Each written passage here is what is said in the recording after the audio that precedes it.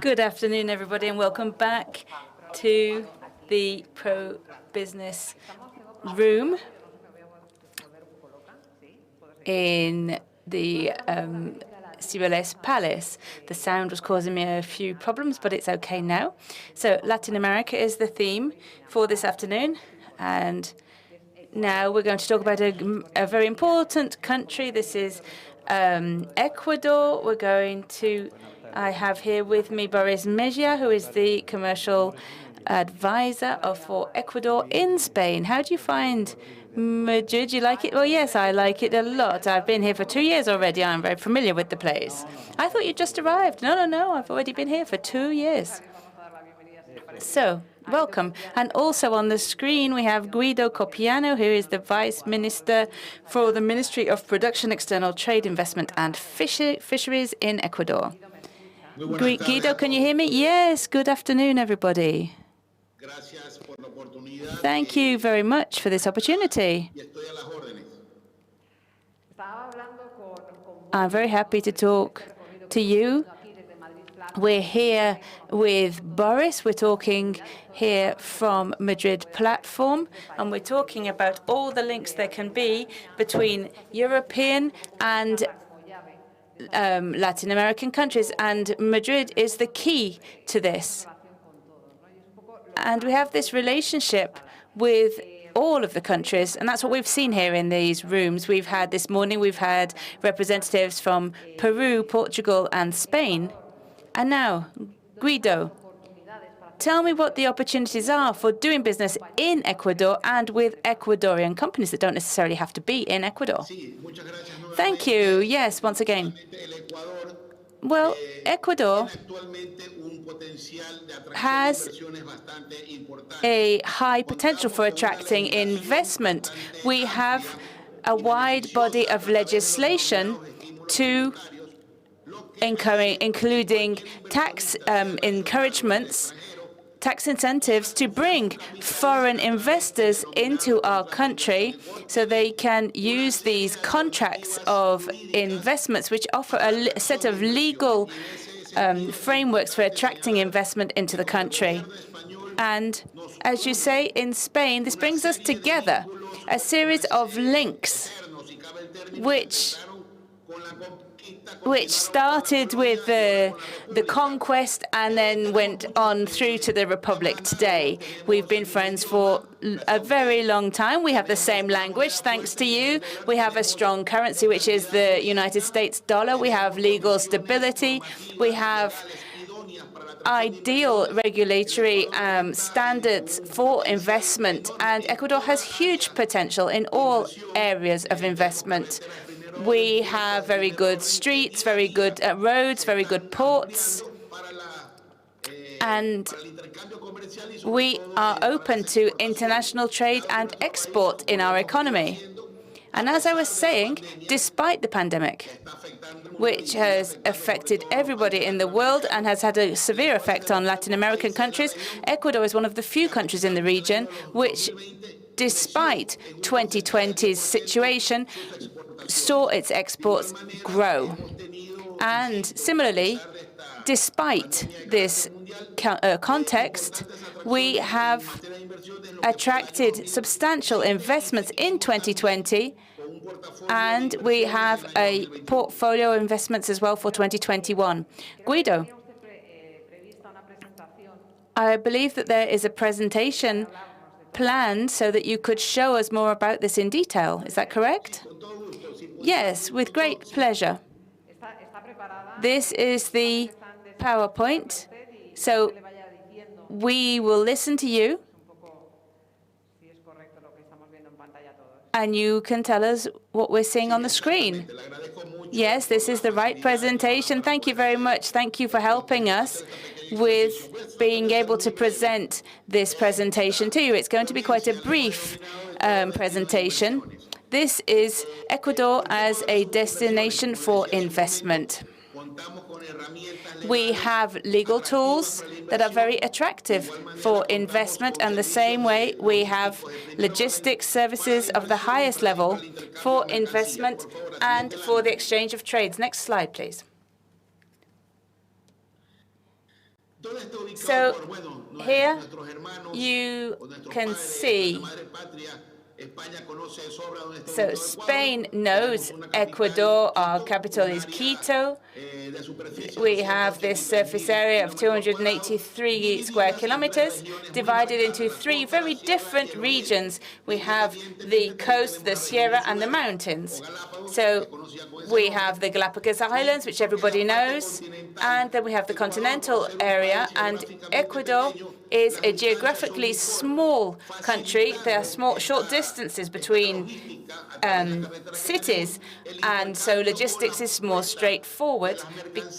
It's easy for trade to go from where they're harvested or where they're produced to the export outlets, ports or airports.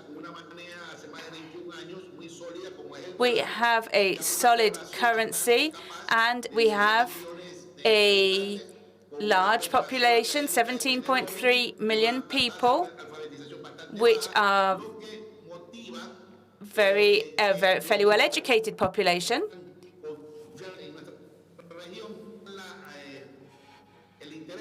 which means that we have a strong workforce, and this is what makes our economy so attractive. Next slide, please. So why invest in Ecuador, as we were saying earlier?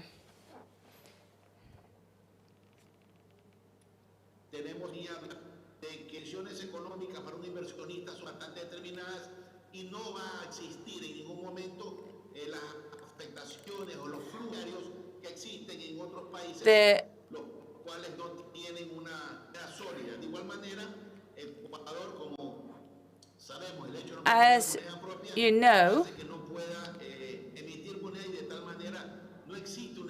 there is no inflation in our country because of the fact that we use the dollar as our currency. And our political, legal, and tax stability means that it's very easy to invest in Ecuador. We also have an electoral process where we have a president, when there'll be elections actually this very month. And then, so this is the president of the republic, and he will, or she will, continue with this aggressive policy of attracting investment from all countries in the world. Similarly, as we've said, in our small country, we have very highly developed infrastructure, remarkable for such a small country. We have 4 international airports. We have 4 maritime ports of the highest quality, and we are very agile in exchanges and trade for export and import.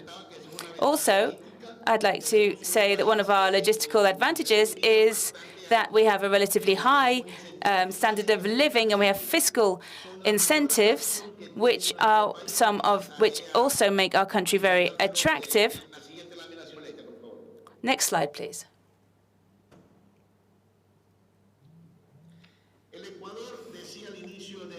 Since from the outset of my presentation, I've said that there are legal tools that encourage investment. One of these is the investment contract. So this is a contract, and as we all know, this is an agreement signed between 2 sides, so from the Ecuadorian state and from the investor. And in this contract, this gives the investor tax incentives to invest in the country, which means that in August, this comes from the law that was passed in 2018.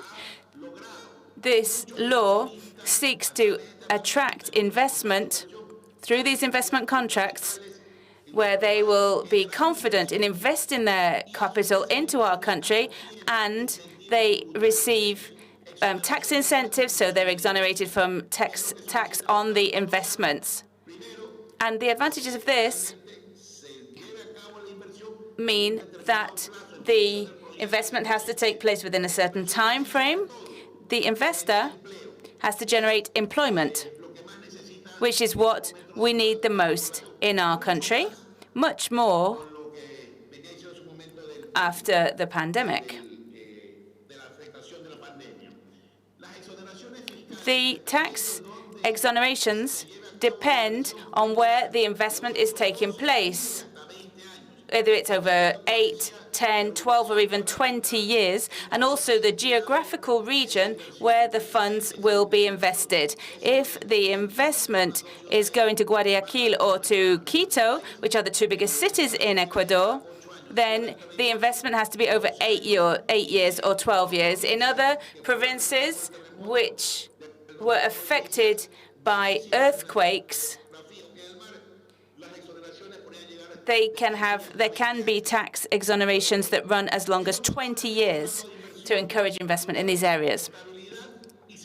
So we have legal stability and legal security, which are very important for investment. So even if overnight the legislation changed or the rules changed, the contract would take precedence over any new legislation.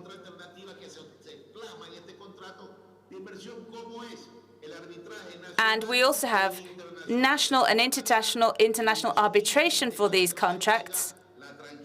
And this will generate the confidence that investors need to know that their capital is in good hands. Next slide, please. Another of the alternative legal tools that Ecuador has to attract investment is what we call ZEDs, Special Economic Development Zones. And there are 5 in the country, as you can see here on the map on the screen. So we have Yachay, which is in the north of Ecuador. Then we have Quito, which is the headquarters. And then we have another 2 in the coast, near to the Pacific Ocean. We have the Litoral Espol, which is a center which was created for the development of technology, which today are very important for economic development. And then we also have 2 important ports which have been awarded as a concession to private companies. One is Puerto Guayaquil, and the other one is the port of Pasoja. So in these 5 ZEDs, these are zones where commodities can be processed, and then the ports can be used for export to other countries, and also products could be transformed and then managed in our country. The objectives of these ZEDs are for the transfer of technology, diversification of industries, logistical services, and tourism. And we have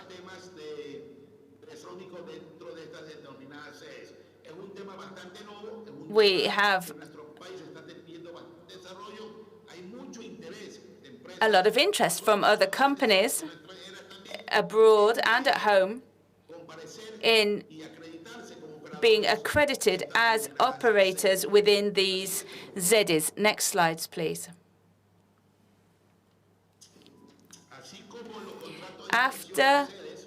In addition to these ZED contracts, the next tool is public-private partnerships.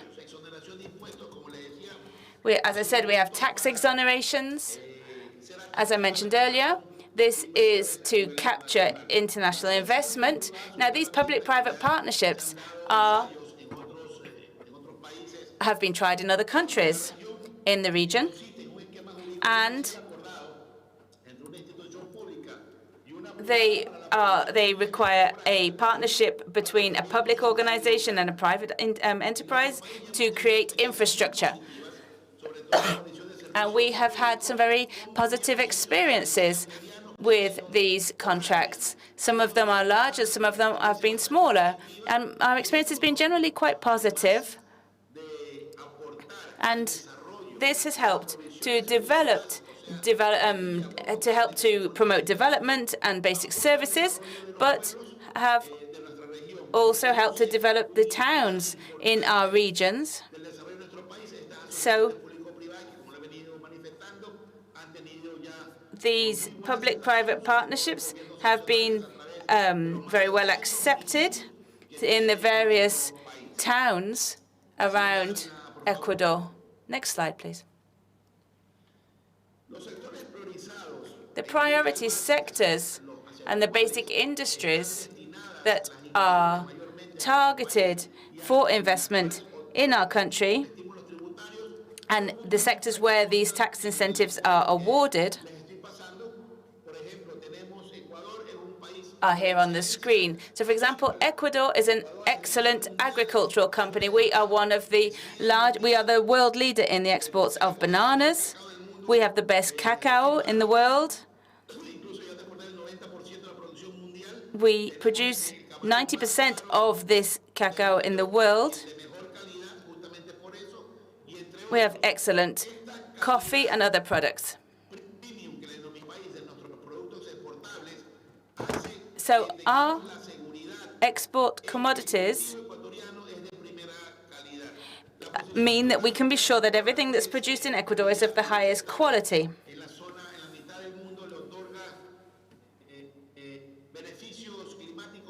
We have a very positive climate in Ecuador. We only have 2 seasons, which is summer and winter in our country, which means that we produce really very good quality export commodities. And we have been investing in agro-industry, which is the transformation of these commodities in order to give them added value and be competitive on the world market.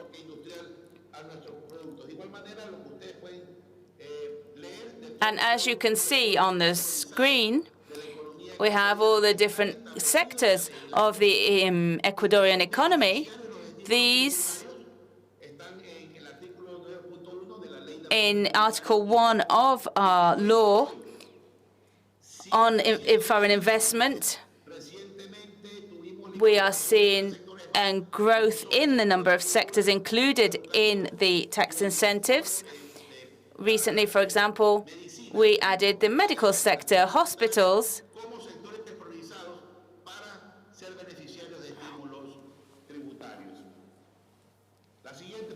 Next slide, please.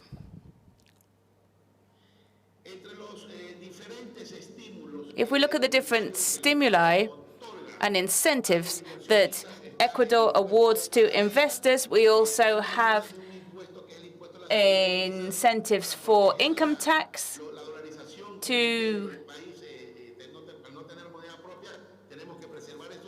because we don't have our own currency and we use the dollar, we have to preserve our currency. And so these exonerations apply according to the mechanisms that I explained earlier. And then we have a series of additional stimuli and incentives, including dynamic incentives and varied incentives. And we think it's important that the investor is exonerated from a variety of, or there's exonerations that apply to a variety of different sectors. And I also wanted to say that, like in Spain, we also have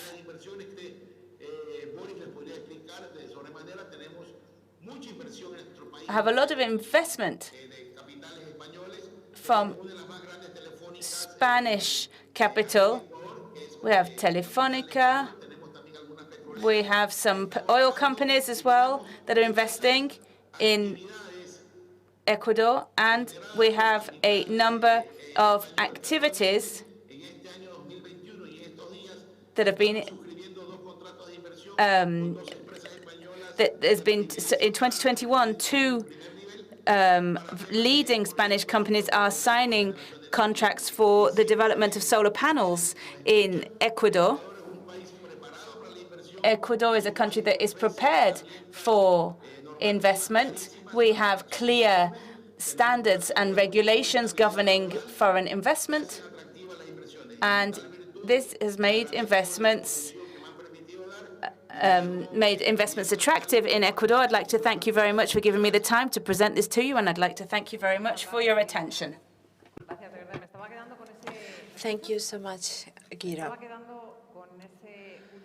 I was thinking about this last information.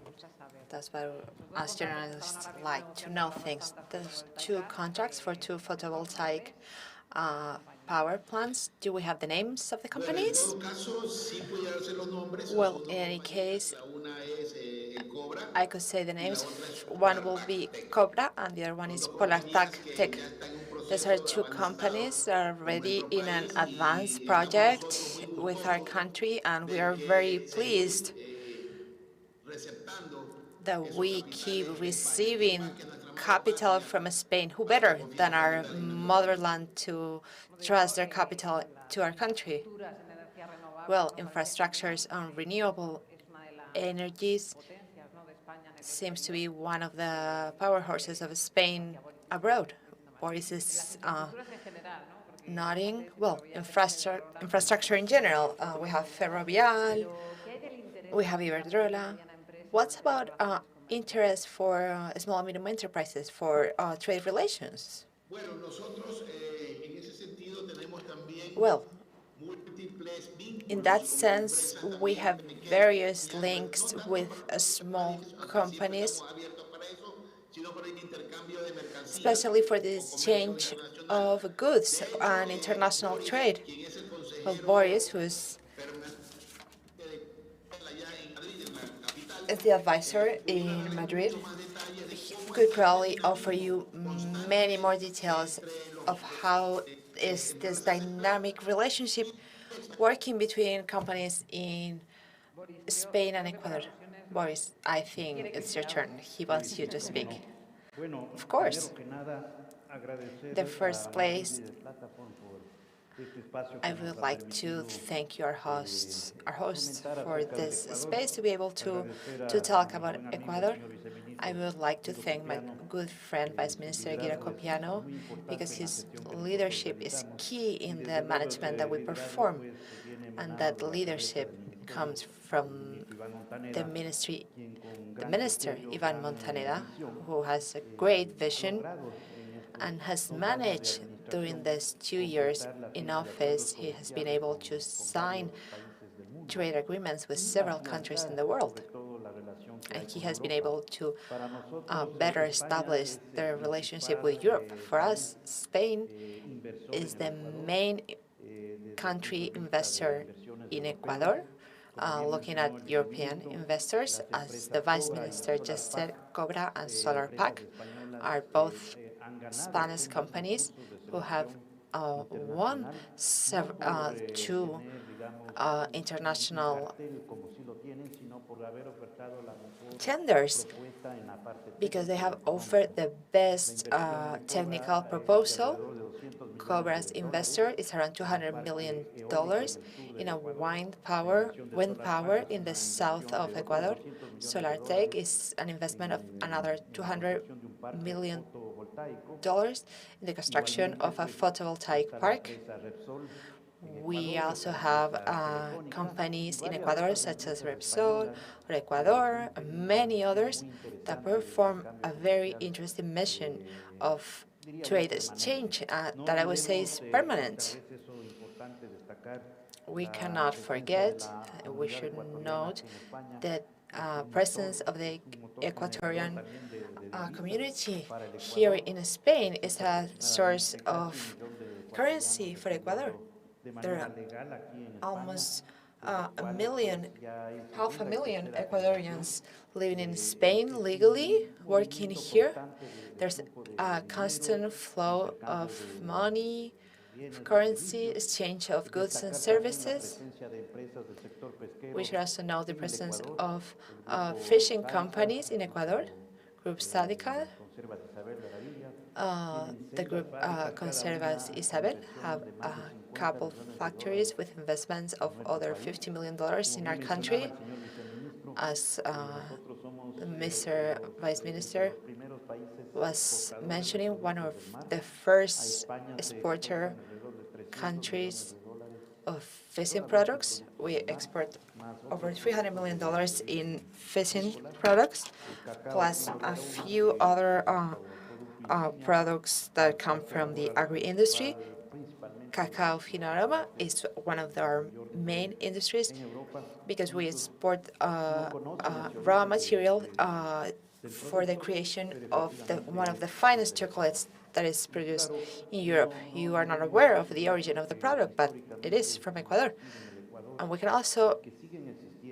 can't also forget about huge companies such as OHL, Acciona, who has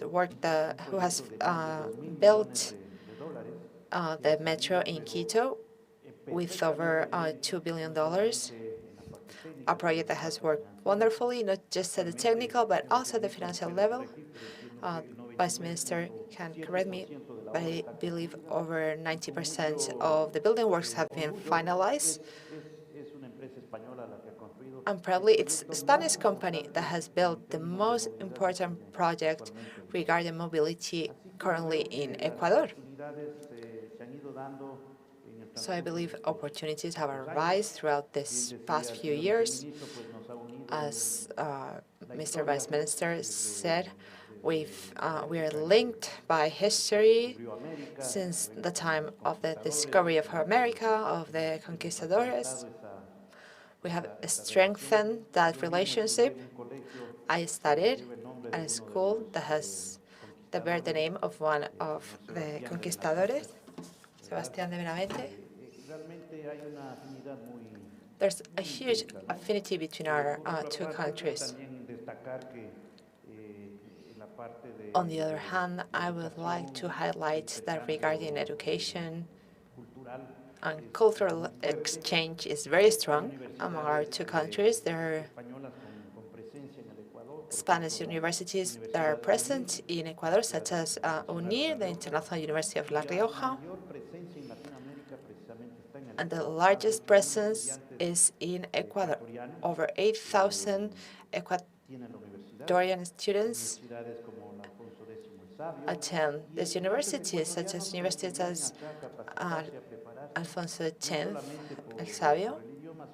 They come here to study, not just because of the language, but also because it's a huge opportunity for them to grow culturally in a country as important as Spain. Well, yes, there are many families that have one foot on each side of the sea. Guido, I don't know if you would like to add anything else. No? Thank you. I think we were able to show everything. I also studied, as Boris said, in a Salesian school. I was called Cristobal Colón. Well, he wasn't Spanish, but he was sponsored by the Spanish crown. Of course, Spain and Ecuador have very strong links, could never be wiped away. It will always be a privilege for us to be able to interact not only at the foreign trade level, but also in investment issues with our motherland, Spain. Thank you so much, Guido Copiano, Vice Minister of Production, Foreign Trade, for being here with us today. Thank you, all of you. Boris, you're in great hands. God bless you all. Good afternoon. We could see that he had his whole team with protective measures such as masks. Well, here we are also using protective measures. This is affecting every one of us. You are close to future elections, and you were saying before that you're very interested in continuing on foreign investments after the election. This was an initiative that wants to follow.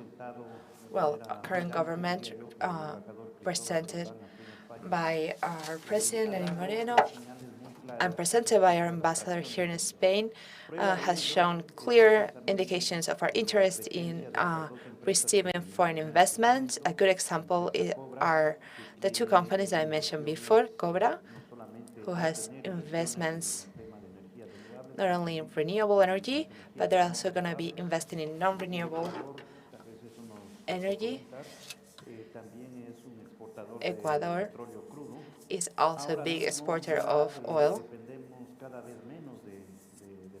We're increasingly less dependent on petrol as a main source of currency, but nowadays we have other products such as tuna, roses, cocoa, and several other fresh products such as bananas are a few of our star products. After these 2 years in the government, during which the Minister Iván Montaneda has headed the State Department,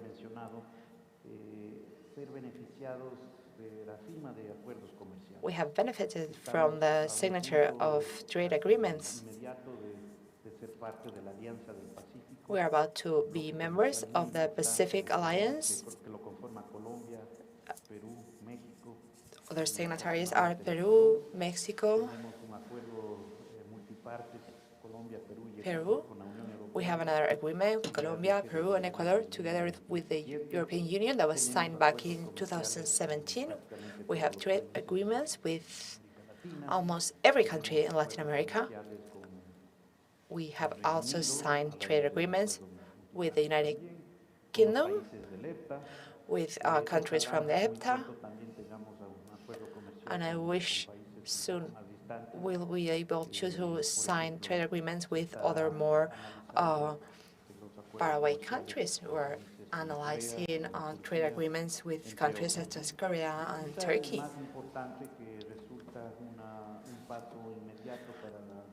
And what is maybe the most important issue will be the signature of the trade agreement with the U.S. That'll be a huge step, I would say, once we have been able to sign a first step protocol, which is the establishment of a map to see what should be our following steps in these negotiations. If we have time, I would like to highlight that by initiative of our office, we have been able to develop strategic alliances with academic centers of the highest level in Spain. For instance, we're working on a collaboration agreement with the University of Mondragón in the Basque Country, one of the areas in Spain that I like the most, mainly because it reminds me of Ecuador with their beautiful mountains. Especially the University of Mondragón has a business area that is called the Mondragón Team Academy, and they offer a degree in leadership, entrepreneurship, and innovation through a 4-year degree, where the group of students prepare a project that becomes reality after the 4 years of studying into a real company in both countries, because it's a business challenge between Ecuador and Spain.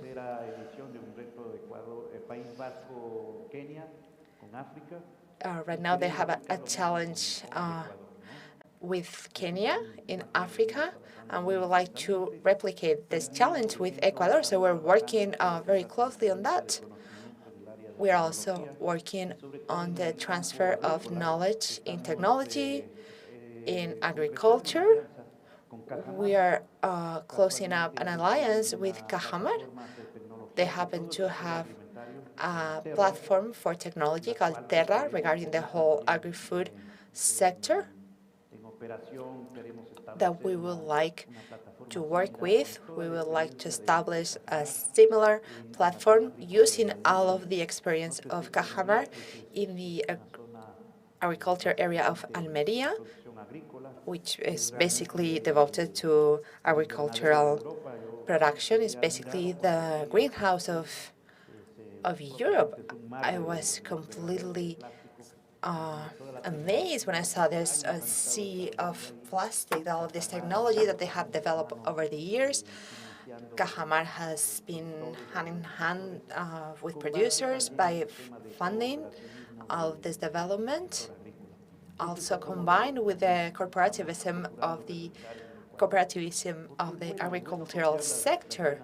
We're trying to replicate this because I think it's interesting to copy good initiatives and good ideas. I would like to note that during these 20 years of my career in trade advisory, this is probably the best destination where I've been working, maybe not only because I'm close with the language, but because I feel closer to the people, and they have allowed us to work together very closely with visions such as this Madrid platform. Well, we have a representative from Ecuador, Christian Núñez, that he's also performing his job as a bridge for businesses between Ecuador and Spain. There's a great friendship that brings us together with Rebecca Grispan, Secretary for Iberoamerica here in Spain. And others were always supporting our initiatives. So I think for any trade investors, it's very easy for us to work together. I think very few countries like Spain where you can find this type of support. Well, I was listening to you right now, and obviously Spain and Ecuador have hugely important links. But this is all happening during a very specific time in history. There's a huge change of paradigm. All analysts see how there's going to be a change in markets with a huge level of uncertainty. Was the model that we're supposed to assume now that has to bring together sustainability and economic growth? In this pursuit, Europe looks towards Latin America and the other way around. What does this position of Spain as a bridge provide you? Well, as I said before, Spain functions as a huge bridge. Any business person that wants to go into Europe starts with Spain. Spain provides us resources, technical cooperation. I don't want to forget to mention the huge support we receive from ISEX. They have a program called ISEX Impact that tries to channel the funds of the Spanish corporation to projects that can generate an impact on the most vulnerable sectors of society in Ecuador. The most real case that we can mention is a project where communities of women producers of cacao fino aroma can improve their living conditions. Their children can study and have decent living. So Spain is looking how to provide high technology services in remote areas to provide them with internet access to the internet. I was looking at a panel for smart cities and mobility. Spanish companies that have developed their own software, their own technology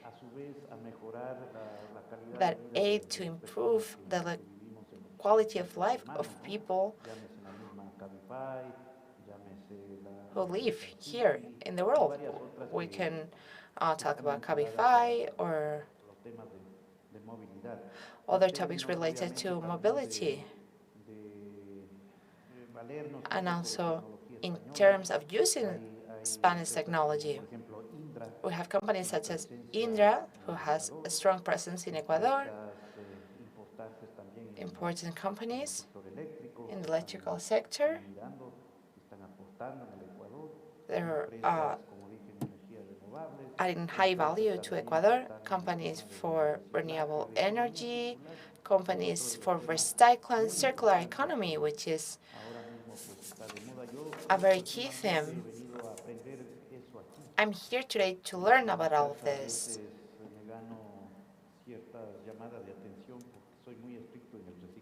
Sometimes at home, I get called because I'm too strict on recycling, but I think this is a key aspect. I would like to mention as a complement to this question, the best of us Ecuadorians is for youth to be educated, to be prepared. Here I have 3 members of the team. None of them is over 30. I'm the oldest of the team. They're very capable people. They're always working. I try to teach them something, but I think this is the legacy that Spain has given us during this 500 years is now becoming more fruitful, not through a conquest. No, let's hope not. But a way that we can all benefit. And also look into the future.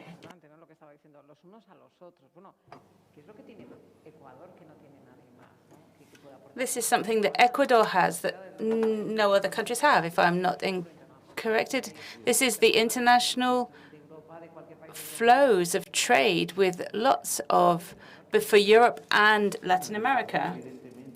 Yes, Ecuador has a very enviable geographical position.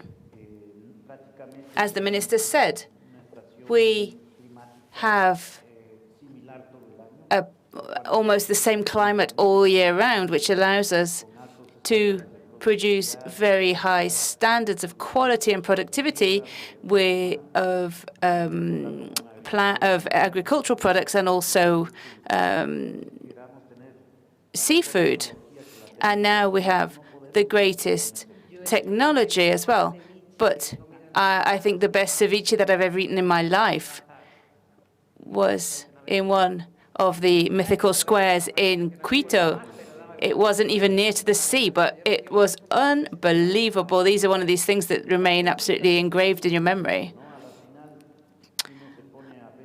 I think that if we look at Spain in the time of Charles V, it was an empire.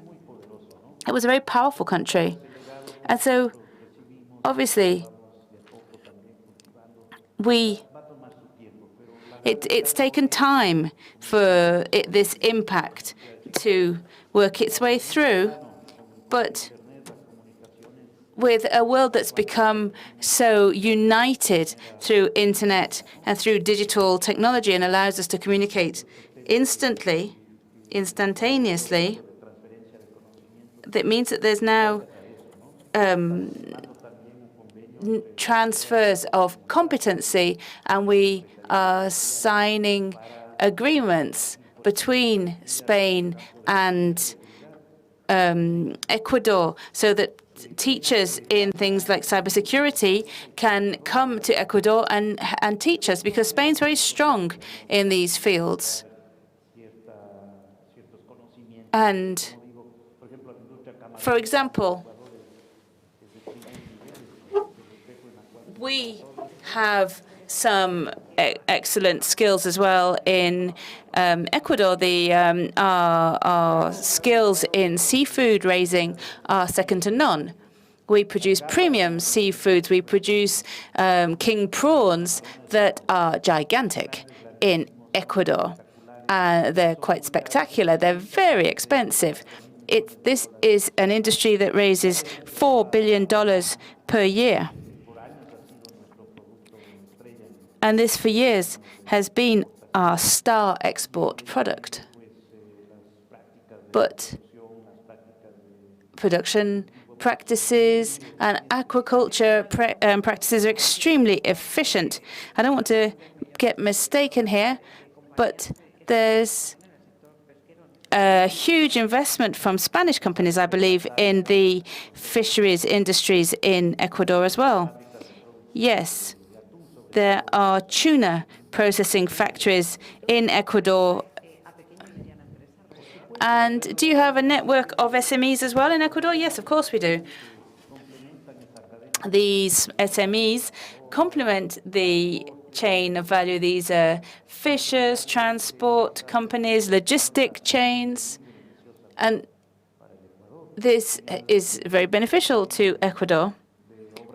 Also in terms of infrastructure as well, because we have companies like Acciona or OHL that we've mentioned before, OHL, or the company that's part of the Cobra Group. They are working in Ecuador, and they are doing sterling work and have been doing so for years. It's a very fluid process, and I think that at the political level as well, our relationships are very good. The forthcoming government of Ecuador, which will take power on the 24th of May, has already announced the new ambassador for Spain, a businessman, and who will seek to improve trade relations between the two countries. For example, Ecuador is the biggest exporter of balsa wood in the world, and it's very important for the rotary blades of here in Spain. Now, when I listen to you talk, I can see that there's a lot of scope in renewable industries here. Yes, for example, if we look at solar panels, we are in a unique position because we have 12 hours of sunlight, so all year round, constantly. And so it's very suitable as a climate for the production of this type of energy.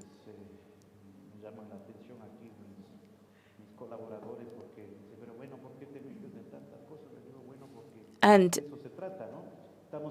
we are also working very closely with Repsol so that their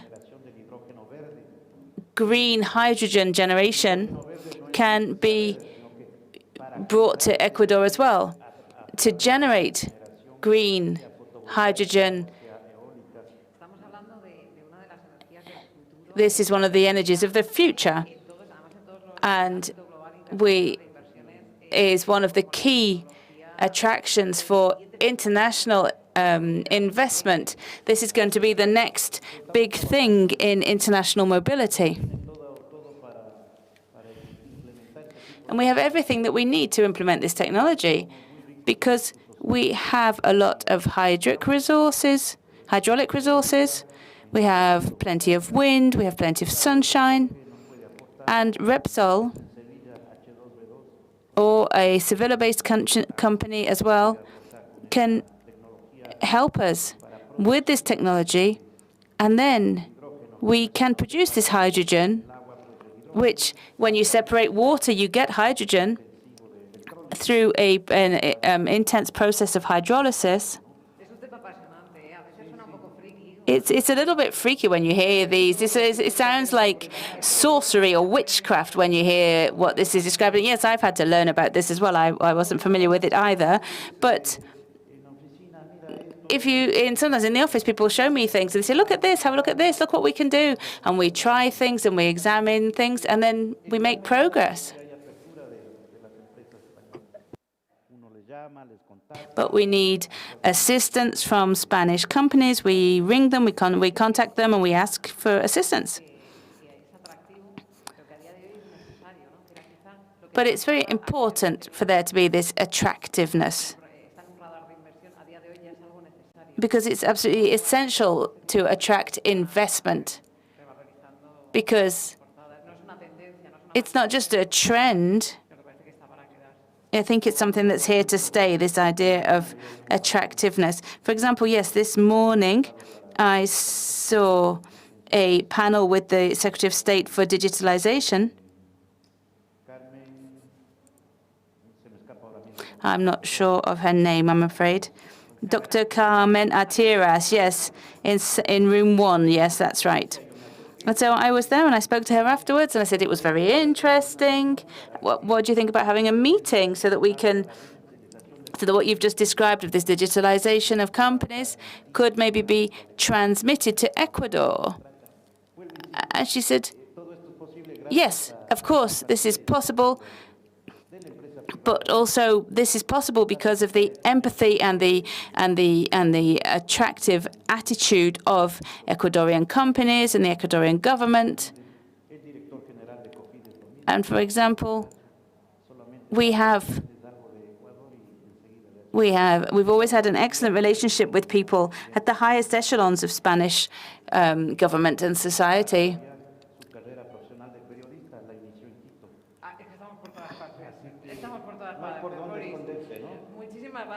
Thank you very much, Boris Mejia. You are the commercial advisor for Ecuador in Spain. Thank you very much for being here with us here this afternoon.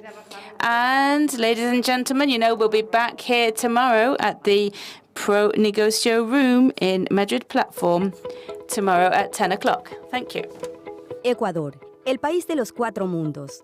Conocido internacionalmente por su megadiversidad y por su riqueza natural, en sectores como el de hidrocarburos, minería, agricultura, acuacultura y pesca, turismo con un clima maravilloso, playas espectaculares, nuestras islas encantadas, las Islas Galápagos, nuestra sierra, costa, con grandes destinos turísticos y gastronomía sin igual.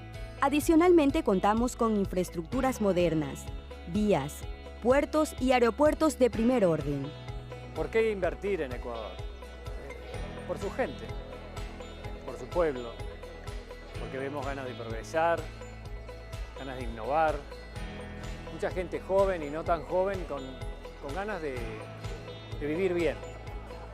Y nuestra compañía hace 58 años que todos los días abrimos nuestros locales con esa intención. No solamente resolver necesidades, sino también resolver expectativas. Cuando me preguntan por qué invertir en Ecuador, la respuesta es muy sencilla. Ecuador tiene estabilidad política, tiene una economía dolarizada, tiene un marco jurídico sólido, con arbitrajes internacionales y contratos igualitarios para empresas locales como empresas internacionales, así como también libre movilidad de recursos para nuevas inversiones. Agricominsa realmente estuvo muy motivado en realizar todo el proyecto de inversiones que teníamos y decidimos implementarlo debido a la nueva ley de fomento a la producción e inversiones. Vemos con muy buenos ojos como industriales esta nueva ley y decidimos invertir este mismo año para poder obtener todos los beneficios que esta ley nos presenta. Y lo mejor, grandes incentivos tributarios, que van desde los 8 años de exoneración de impuesto a la renta hasta 20 años, dependiendo los sectores de la economía donde se va a invertir y la ciudad o provincia donde se vaya a ingresar con nuevas inversiones. Por eso y más, Ecuador es un país de oportunidades y Ecuador es tu destino de inversiones.